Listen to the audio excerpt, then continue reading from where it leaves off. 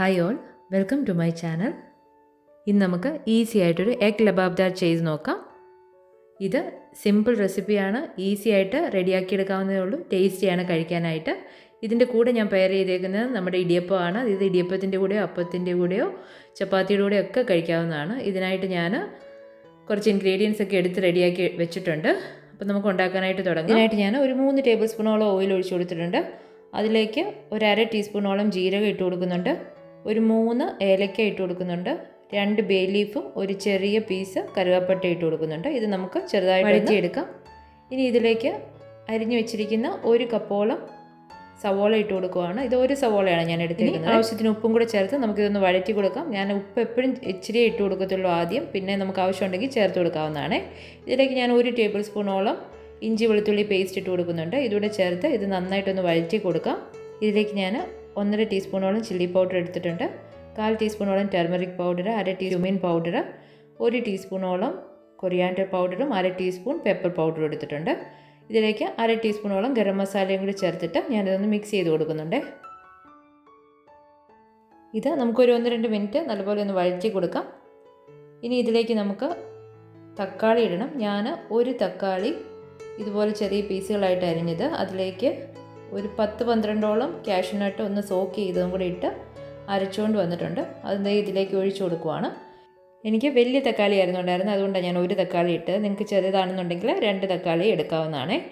ഇതൊന്ന് മിക്സ് ചെയ്ത് കൊടുക്കാം. ആ മിക്സറിലേക്ക് തന്നെ ഒരു 1/4 കപ്പോളം വെള്ളം ഒഴിച്ചിട്ട് ഞാൻ അതിലേക്ക് ഇട്ട് കൊടുത്തിട്ടുണ്ട്. ഇതിനെ നമുക്കൊന്ന് അടച്ച് വെച്ച് കുക്ക് ചെയ്തെടുക്കണം. ഇടയ്ക്ക് ഇതൊന്ന് ഇളക്കി കൊടുക്കണം. കാഷ്യൂനട്ടൊക്കെ ചേർന്നതുകൊണ്ട് അടിക്ക് പിടിക്കാതിരിക്കാൻ വേണ്ടിയിട്ട്. ഈ സമയത്ത് ഉപ്പ് നോക്കിയിട്ട് ആവശ്യത്തിന് ഉപ്പ് ചേർത്ത് കൊടുക്കാവുന്നതാണ്. ഒരു 1/4 ടീസ്പൂണോളം ഷുഗറും കൂടി ഇട്ട് കൊടുക്കുന്നുണ്ട്. ഇതോടെ ചേർത്തിട്ട് നന്നായിട്ടൊന്ന് മിക്സ് ചെയ്യാം. ഇതിന് ഒത്തിരി തിന്നും ഒത്തിരി തിക്കും അല്ലാത്തൊരു ഗ്രേവിയാണ് വേണ്ടിയത്. അതുകൊണ്ട് അതിൻ്റെ ആവശ്യത്തിനനുസരിച്ച് ഒരു 1/4 കപ്പോളം വെള്ളവും കൂടെ ഞാൻ ചേർത്ത് കൊടുത്തിട്ടുണ്ട്. ഇനി ഇതിലുള്ള ബേ ലീഫിൻ്റെ ഇലയും കറുകാപ്പട്ടയൊക്കെ ഒന്ന് മാറ്റിയിട്ട് ഞാൻ ഒരു 1/2 ടീസ്പൂണോളം ഗരം മസാല ഇട്ട് കൊടുക്കുന്നുണ്ട്. ഇനി ഇതിലേക്ക് ഒരു പിടി മല്ലിയില ചേർത്ത് കൊടുക്കാം. ഇതൊന്ന് നന്നായിട്ട് മിക്സ് ചെയ്ത് കൊടുത്ത ശേഷം ഒരു 2 ടേബിൾ സ്പൂണോളം ഫ്രഷ് ക്രീം ചേർത്ത് കൊടുക്കുകയാണ്. ഇത് ചേർത്തൊന്ന് മിക്സ് ചെയ്ത് കൊടുക്കാം. ഇനി ഇതിലേക്ക് ഒരു 3 പച്ചമുളക്, 1 ടേബിൾ സ്പൂണോളം കസൂരി മേത്തിയും കൂടി ഇട്ട് കൊടുക്കുന്നുണ്ട്. ഇതുകൂടെ ചേർത്തിട്ട് ഒന്ന് മിക്സ് ചെയ്തിട്ട് ഇതിലേക്ക് എഗ്ഗ് ഇട്ട് കൊടുക്കാം. എഗ്ഗ് ഇതുപോലെ വേറൊരു പാത്രത്തിൽ ഇട്ട് കൊടുത്ത ശേഷം ഇടുകയാണെന്നുണ്ടെങ്കിൽ, അഥവാ എഗ്ഗ് കേടാണെന്നുണ്ടെങ്കിൽ ഫുള്ള് കറി കേടാവാതിരിക്കും. അതുകൊണ്ട് എഗ്ഗ് ഇതുപോലെ ഞാൻ 4 എണ്ണം പൊട്ടിച്ചിട്ട് കൊടുക്കുന്നുണ്ട്. ഇതിലേക്ക് ഒരു നുള്ളു ഉപ്പും 1 നുള്ളു കുരുമുളക് പൊടിയും കൂടി ഈ എഗ്ഗിൻ്റെ മുകളിലോട്ട് ചേർത്തിട്ട് ഇതൊന്ന് അടച്ച് വെച്ചിട്ട് ഒരു 7-8 മിനിറ്റ് നമുക്കൊന്ന് ചെറിയ തീയിലിട്ട് വേവിക്കണം. ഇത് കഴിഞ്ഞ് കഴിയുമ്പം ഇതുപോലെ ഒരു നൈഫ് ഒന്ന് പ്രസ് ചെയ്ത് നോക്കുകയാണെന്നുണ്ടെങ്കിൽ നമുക്ക് ക്ലിയർ ആയിട്ടുള്ള നൈഫ് കിട്ടുകയാണെന്നുണ്ടെങ്കിൽ എഗ്ഗ് ഡൺ ആയെന്നാണ്. അപ്പോൾ നമ്മുടെ എഗ് ലബാബ്ദാർ റെഡി ആയിട്ടുണ്ട്. ഇതിൻ്റെ കൂടെ ഞാൻ പെയർ ചെയ്തേക്കുന്നത് നമ്മുടെ ഇടിയപ്പമാണ്. നിങ്ങൾക്കിത് ചപ്പാത്തിയുടെ കൂടെയോ പൊറോട്ടയുടെ കൂടെയോ അപ്പത്തിൻ്റെ കൂടെയോ ഒക്കെ പെയർ ചെയ്യാവുന്നതാണ്. ഞാൻ ഇതിനായിട്ട് 2 കപ്പ് അരിപ്പൊടിയിലേക്ക് 2.5 കപ്പോളം വെള്ളം ഒഴിച്ച് ആവശ്യത്തിന് ഉപ്പും 1 ടേബിൾ സ്പൂണോളം വെളിച്ചെണ്ണയും കൂടി ഒഴിച്ചിട്ട് ഇതിൻ്റെ കട്ടയൊക്കെ കളഞ്ഞ് ഒന്ന് മിക്സ് ചെയ്തെടുക്കുന്നുണ്ട്.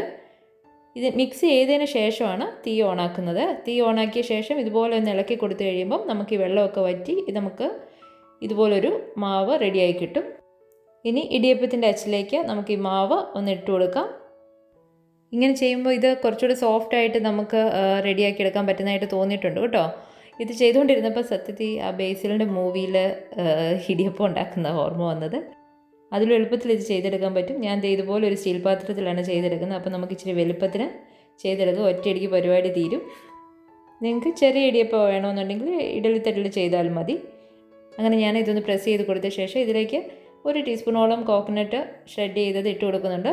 നിങ്ങളുടെ ഇഷ്ടത്തിന് നിങ്ങളുടെ കോക്കനട്ടിൻ്റെ അളവ് കൂട്ടുകയോ കുറയ്ക്കുകയോ ചെയ്യാം. ഇനി നമുക്കിത് സ്റ്റീമറിലേക്ക് വെച്ചിട്ട് നല്ലപോലെ സ്റ്റീം ആകുന്നിടം വരെ ഒന്ന് കുക്ക് ചെയ്തെടുക്കാം.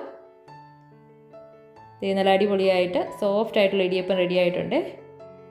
ഇത്രയേ ഉള്ളൂ നമ്മുടെ എഗ് ലബാബ്ദാറും ഇടിയപ്പത്തിൻ്റെ റെസിപ്പി. ഈസിയാണ് ഇത് ഉണ്ടാക്കിയെടുക്കാനായിട്ട്, ടേസ്റ്റിയാണ് കഴിക്കാനായിട്ട്. കുട്ടികൾക്കൊക്കെ നല്ലപോലെ ഇഷ്ടപ്പെടും. ട്രൈ ചെയ്ത് നോക്കണം. വീഡിയോ ഇഷ്ടപ്പെട്ടെങ്കിൽ ലൈക്കും ഷെയറും സബ്സ്ക്രൈബും ചെയ്യണേ. Thank you for watching.